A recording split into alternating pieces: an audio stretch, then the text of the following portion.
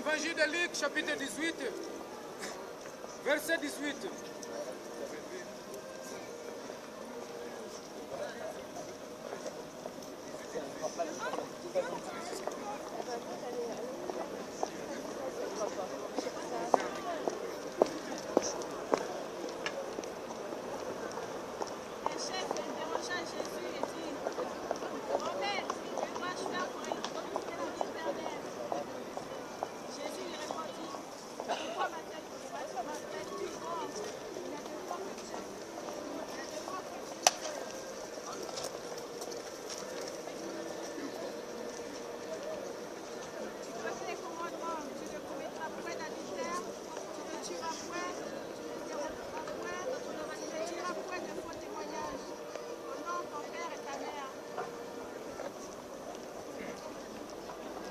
Comme je disais, ça c'était un homme riche.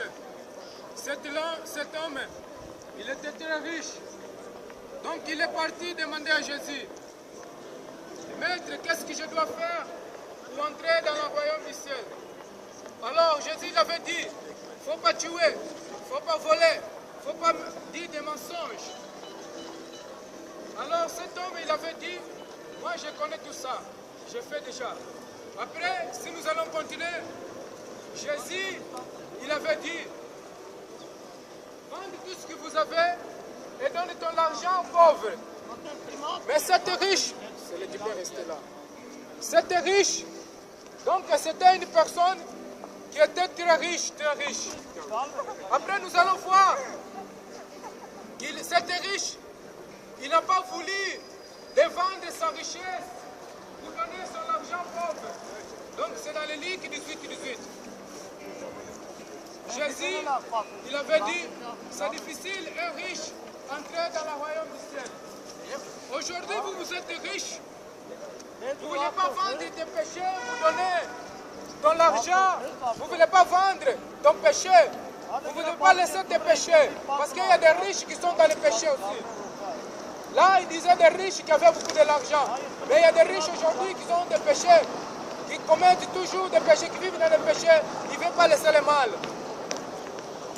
Il y a des riches aussi qui ont de l'argent. Ils ne veulent pas vendre leur argent, leurs biens, pour donner sa richesse aux pauvres. Aujourd'hui, nous allons voir que c'est difficile. Quelqu'un entrer dans le royaume du ciel, un riche entrer dans le royaume du ciel. Mon frère, ma soeur, le royaume du ciel, il faut se répandre. Si quelqu'un veut aller au paradis, il faut se répandre. Si quelqu'un veut aller au paradis, il ne faut pas tellement rester dans la religion. Parce qu'il y a beaucoup qui disent que non, moi j'ai ma religion. Vous pouvez avoir votre religion, ce n'est pas un problème. Mais le problème, c'est de se répandre. Recevoir Jésus-Christ. Laissez le péché, laissez de marcher dans le péché. Laissez les convoitises dans ce monde. Et pour que Jésus puisse pardonner tes péchés. Pour que Jésus-Christ puisse pardonner tout ce que vous avez fait de mal. Parce que Jésus-Christ, c'est lui qui pardonne des péchés. Comme la Bible dit, Jésus-Christ est le l'acte de Dieu. Dans les Jean chapitre 1, verset 29. Jésus-Christ est l'acte de Dieu qui pardonne du péché du monde. Alors, pour que tes péchés puissent être pardonnés, il faut accepter Jésus-Christ en tant que Seigneur Sauveur. Et là, il faut se répandre.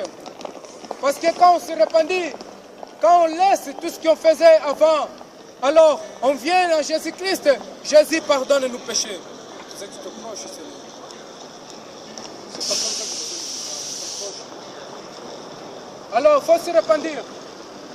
Quand on se répandit, alors Dieu, il pardonne nos péchés. Parce que Dieu, nous avons besoin que nos péchés puissent être pardonnés. Il y a beaucoup qui sont dans la religion, ces péchés ne sont pas encore pardonnés. Parce qu'ils n'ont pas encore accepté Jésus en tant que Seigneur et Sauveur. Jésus-Christ, c'est lui qui pardonne les péchés du monde. Jésus-Christ, c'est lui qui Dieu a donné tout le pouvoir de pardonner les péchés. Jésus-Christ, c'est lui qui Dieu a donné tout le pouvoir pour guérir les maladies et pour nous donner la vie éternelle. C'est pour cela, mon frère, ma soeur, aujourd'hui, Jésus-Christ, il est venu pour que tu puisses te donner la vie. Jésus-Christ, il est venu pour que tu puisses recevoir la vie éternelle. La vie éternelle, il est Jésus-Christ. Les prophètes, ils sont venus seulement prêcher Jésus-Christ. Les prophètes, ils sont venus prêcher la parole de Dieu. Mais Jésus-Christ, il est venu en tant que la parole de Dieu. Jésus-Christ, il est venu en tant que Seigneur Sauveur. Jésus-Christ, il est venu pour nous donner, pour nous ramener dans le royaume de Dieu.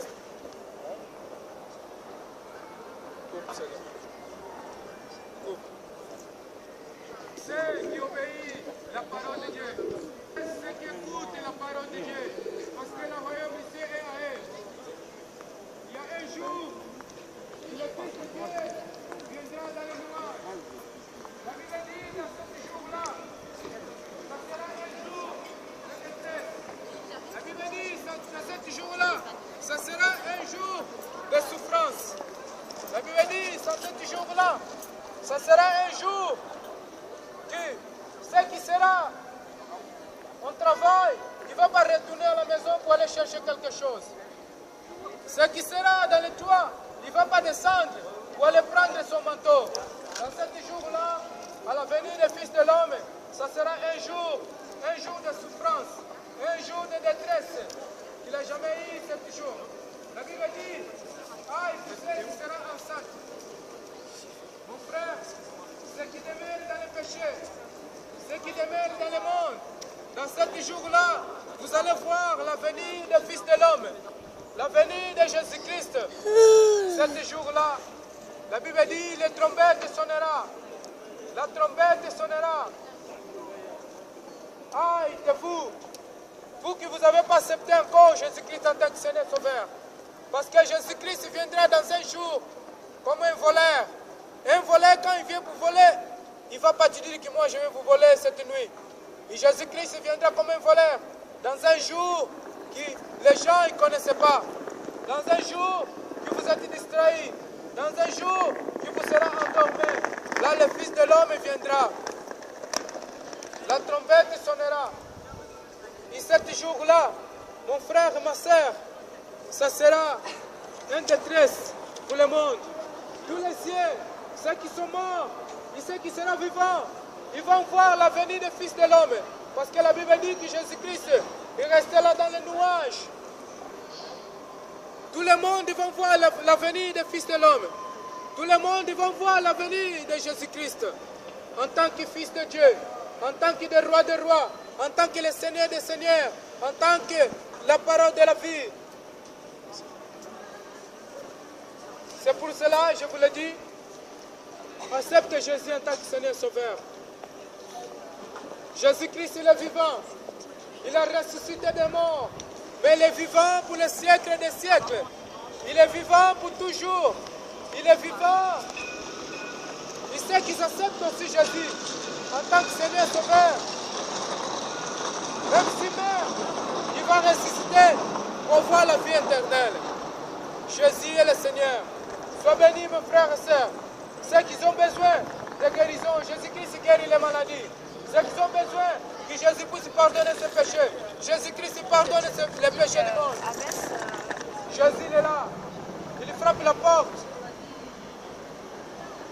Dans le temps de Sodome et Gomorrhe, dans le temps de Noé, Noé prêchait la parole de Dieu.